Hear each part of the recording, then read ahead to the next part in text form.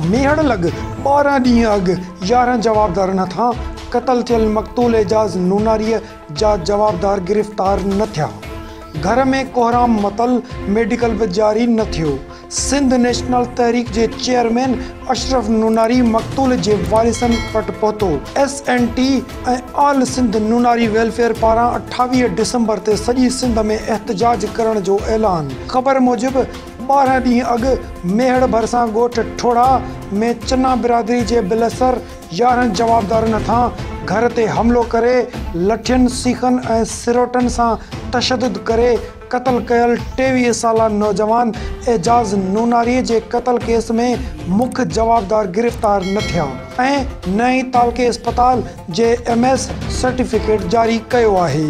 जॾहिं त सिंध नेशनल तहरीक जे चेयरमैन अशरफ नूनारी मक़तूल जे वारिस वटि पहुतो ऐं ताज़ियत कई।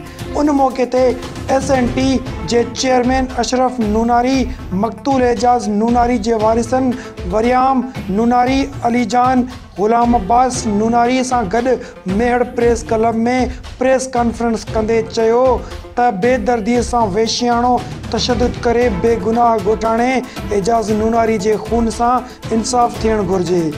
क़तल केस जे सिर्फ़ 3 जवाबदारनि खे गिरफ़्तार कयो वियो आहे, पर मुख्य जवाबदार खे अञा ताईं गिरफ़्तार नाहे कयो। मक़तूल जे वारिसनि खे केस तां हट करण लाइ धमकाए रहिया आहिनि। हिन चयो त घर ते हमले दौरान फौज़िया नूनारी ते तशद्दुद कयो वियो हो, पर अफ़सोस इन जो केस दाख़िल नाहे कयो।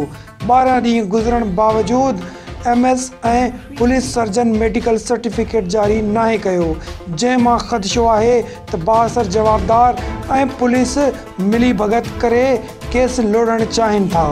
हिन ऐलान कंदे चयो त सिंध नेशनल तहरीक ऑल नूनारी वेलफेयर पारां 28 डिसंबर ते सॼी सिंध में एहतजाजी मुज़ाहिरो कयो वेंदो। हिननि मुतालिबो कयो आहे त बाअसर जवाबदारनि खे फ़ौरन गिरफ़्तार करे मक़तूल जो मेडिकल सर्टिफिकेट जारी कयो वञे, न त ॿी सूरत में एहतजाजी तहरीक हलाई वेंदी।